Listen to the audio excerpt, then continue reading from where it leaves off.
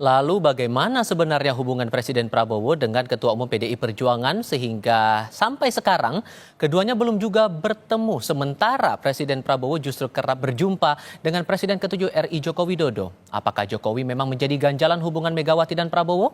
Kami diskusikan bersama politisi Partai Gerindra Hendar Samarantoko dan pengamat politik Adi Prayitno. Selamat sore semuanya, apa kabar? Sore, Selamat Mas. sore, Ivan. Terima kasih sudah bergabung, Mas Adi. Assalamualaikum Kalau menurut warahmatullahi wabarakatuh. Anda, Waalaikumsalam warahmatullahi wabarakatuh. Menurut Anda, Mas Adi, Bang Pandan Ababan sempat bilang atau menuding Pak Jokowi yang mengacaukan hubungan Megawati Prabowo. Menurut Anda, apakah memang Jokowi yang jadi penghambat sampai sekarang yang membuat akhirnya kedua tokoh ini nggak jadi ketemu? Kalau dulu mungkin pernyataan Pandan Ababan agak sedikit relevan karena memang memisahkan Prabowo Subianto dengan Jokowi dalam konteks Pilpres sepertinya memang agak sulit. Jadi ketika PDIP misalnya kalah dalam Pilpres, mereka kan menuding pasangan yang diusung oleh Bang Hendar Sam ini adalah pasangan yang dimenangkan dengan cara-cara yang tidak adil dan seterusnya. Tapi kan Pilpres sudah berlalu dan kemudian Prabowo Subianto secara definitif sudah menjadi presiden dan hampir menjelang 100 hari kekuasaan politiknya. Jadi mestinya sudah tak ada lagi mestinya jarak psikologis politik apapun antara PDIP dengan Gerindra, antara Megawati dengan Prabowo Subianto. Apalagi kita satu persatu mendengarkan statement-statement elit PDIP, Megawati, Puan Maharani, Ahmad Basarah, Bambang Pacul, Said Abdullah. Begitupun dengan kawan-kawan Gerindra yang selalu mengatakan personally hubungan politik antara Megawati dengan Prabowo Subianto itu tidak ada persoalan apapun. Jadi pertanyaannya adalah kapan ini mau bertemu kalau memang sudah tidak ada barrier yang kemudian membuat keduanya itu tidak bisa saling bertemu sama yang lainnya. Itu publik itu khawatir jangan-jangan memang yang tidak mau bertemu dengan Pak Prabowo itu adalah Megawati Soekarno Putri karena masih Kenapa? menganggap Prabowo itu masih dianggap bagian dari Jokowi dan Jokowi dinilai mungkin punya pengaruh terhadap Prabowo Subianto. Saya kok melihat belakangan ini Prabowo Subianto itu sudah menunjukkan dirinya sebagai Presiden Republik Indonesia yang saya kira semua keputusan politiknya itu tidak bisa diintervensi oleh siapapun. Bahwa ada pernah berkoalisi dengan Prabowo dalam konteks Pilpres, saya kira sudah selesai. Per hari ini Prabowo sudah menunjukkan bagaimana setiap keputusan-keputusan politiknya tentu preferensinya itu didasarkan bagaimana pandangan-pandangan politik dari Prabowo Subianto. Hmm. Jadi itu yang kemudian menurut saya ketimbang selalu mengutuk kegelapan, selalu misalnya menyebut Jokowi itu adalah faktor yang kemudian menghalang-halangi pertemuan, saya kira memang sebaiknya Megawati Soekarno Putri dan Prabowo Subianto itu bertemu. Setahu saya, satu-satunya elit di negara ini yang belum bertemu dengan Prabowo Subianto, yang belum dirangkul oleh Prabowo Subianto, sekalipun Prabowo kita tahu mengulurkan tangannya secara terbuka sejak lama kepada IP bergabung, ya hanya Megawati, Oke. bukan kepada yang lain. Bang Hendar Sam, kalau kemudian ada tudingan bahwa ya yang menjadi penghambat antara pertemuan Bu Mega dengan Pak Prabowo nggak jadi-jadi juga sampai sekarang adalah Pak Jokowi. Sementara kalau kita lihat di belakang, Pak Jokowi dengan Pak Prabowo sering banget ketemunya. Bahkan minggu lalu sempat ketemu juga di acara pernikahan. Itu yang bikin penghambat, apakah betul Pak Jokowi atau ada alasan lain? Saya rasa enggak ke arah situ. Tadi konteksnya menyambung apa yang dikatakan oleh Mas Adi tadi bahwa memang eh, Pilpres sudah selesai, ya sudah 3 bulan lebih, ya 3 bulan lebih sudah selesai. Jadi harusnya tidak ada lagi tentang masalah itu. Nah, prinsip dari Pak Prabowo adalah bagaimana yang utama itu adalah persatuan. Persatuan dimulai dari elit-elit ini, ya kan, termasuk juga dengan Bu Megawati yang kita anggap sebagai salah satu simbol dan tokoh sentral di politik Indonesia pada saat ini, sehingga ya mungkin saya beliau yang belum sempat bertemu, tapi apakah hubungan mereka berdua baik-baik saja? Ya tentunya sebagaimana sudah kita ketahui tidak ada masalah.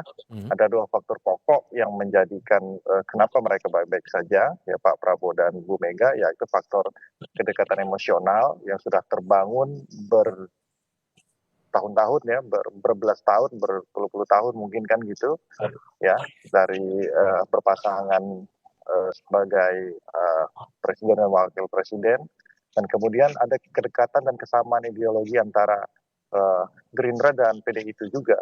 Ya, jadi kita melihat mungkin masyarakat dan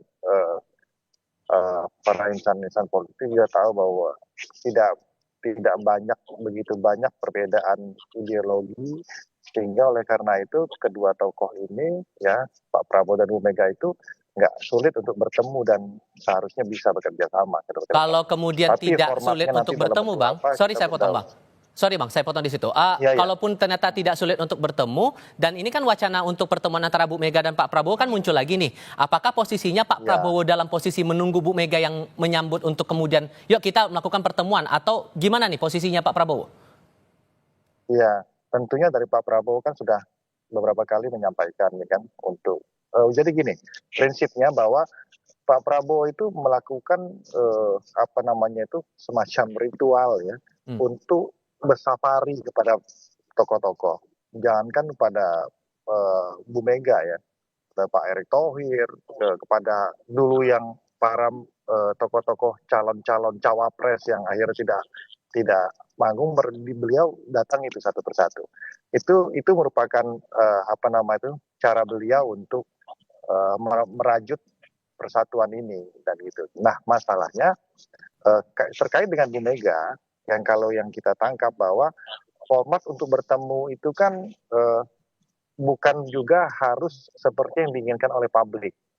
Nah Bu Mega kan sudah menyampaikan, saya kan bisa kirim orang kan gitu kan. Ya. Jadi komunikasi tetap bisa terjalin, tapi apakah yang diinginkan Pak, yang publik itu kan nggak seperti itu, seperti harus ada panggung tertentu, seremoni tertentu, mereka bertemu seperti di Tengku Umar Pak beberapa tahun yang lalu kan gitu ya, ada apa namanya nasi goreng yang disuguhkan atau ada hidangan-hidangan lain kan seperti itu. Tapi kami melihat ya, saya melihat bahwa kedepannya komunikasi ini terjalin.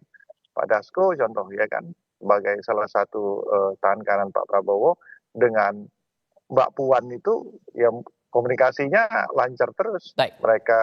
Beliau berdua ada di Senayan dan selalu terjalinlah komunikasi itu. Masih terjalin dengan baik, tapi di sisi lain juga Mas Adi, kita menangkap juga pernyataan Bu Mega di HUT Partai waktu itu yang kirim sinyal akan di luar, dan kalau ketemu pun cukup lewat utusan. Tadi juga disilakan oleh Bang Hendarsam juga. Apakah kemudian bisa ditangkap bahwa ini akan sulit nih Pak Prabowo buat ketemu Bu Mega di kemudian hari, Mas Adi? Singkat saja. Dan sebenarnya secara politik PDIP itu kan sudah bekerja sama dengan Gerindra. Itu terbukti misalnya tidak ada utak-atik terkait dengan Undang-Undang MD3.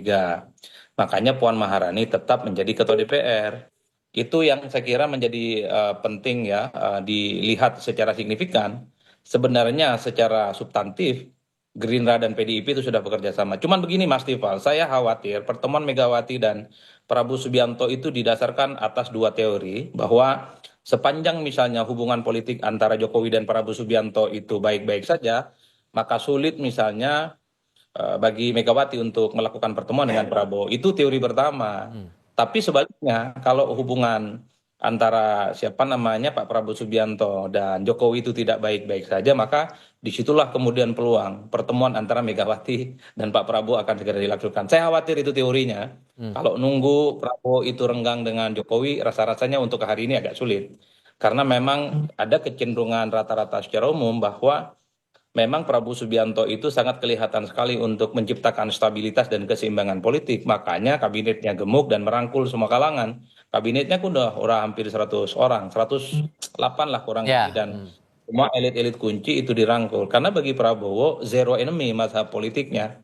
Itulah yang saya kira berharap Prabowo berjauhan dengan Jokowi, kemudian berjarak dengan Jokowi sebagai syarat misalnya, agar Mega itu bertemu dengan Prabowo, rasa-rasanya sulit. Karena Prabowo itu tentu untuk 5 tahun yang akan datang, siapapun tak boleh ada yang jadi lawan. Oke, Mas Adi Prayitno, Bang Hendar Samarantoko, terima kasih sudah mau berdiskusi bersama kami. Sehat selalu semuanya. Selamat sore. Ya, terima kasih Tifa, terima kasih Mas Adi.